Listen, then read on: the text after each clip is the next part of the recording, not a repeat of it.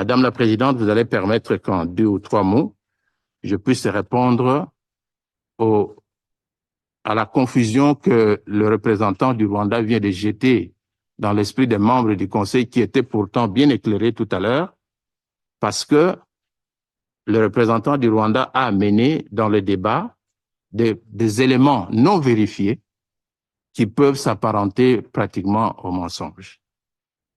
Premièrement, s'agissant du génocide rwandais de 1994, parce qu'il a bien souligné que ce génocide a jeté ses conséquences sur le territoire de la République démocratique du Congo. Je voudrais souligner un certain nombre d'éléments par rapport à cela. Il est tout à fait vrai que le génocide rwandais a produit plus d'effets négatifs sur le territoire congolais que sur le territoire rwandais. Pour une raison simple. Depuis que ce génocide a eu lieu au Rwanda, la République démocratique du Congo subit des massacres à répétition de troupes rwandaises sur le territoire congolais. Notez bien que depuis lors, plus de 15 millions de Congolais sont morts, alors que le génocide rwandais n'a occasionné que quelques 800 000 morts. Et parmi ces 800 000 morts, tenez-vous, il n'y a pas que des Tutsis dedans. Il y avait des Hutus modérés et il y avait une troisième tribu qui était concernée par ce génocide. Donc, qu'on ne montre pas les gants pour dire génocide Tutsi tout simplement. C'est le génocide rwandais. Deuxièmement, les causes profondes du conflit, parce qu'on en parle. Si nous devons aller aux causes profondes du conflit actuel, il faut rentrer justement à ce génocide. Mais le génocide ne commence pas par le génocide.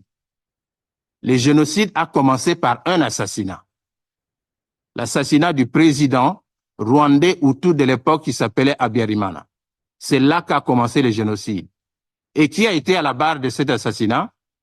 Voici ce que nous appelons les causes profondes du conflit actuel. Posez-vous la question, qui a tué le président Habyarimana?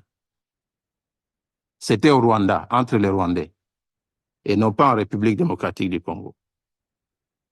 Madame la Présidente, vous allez permettre que je revienne sur une question sur laquelle j'ai beaucoup entendu parler ici, au risque de contaminer les membres du Conseil. Les Wazalendo, parce qu'on en parle ici, on veut les assimiler à des forces négatives. Ça serait un mouvement très dangereux.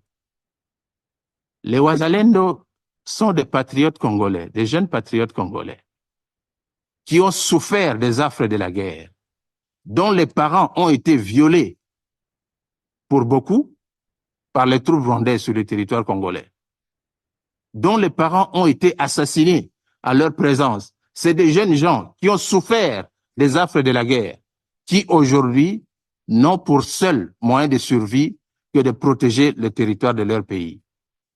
C'est aujourd'hui, vous avez suivi le rapport qui a été présenté tout à l'heure là par OCHA.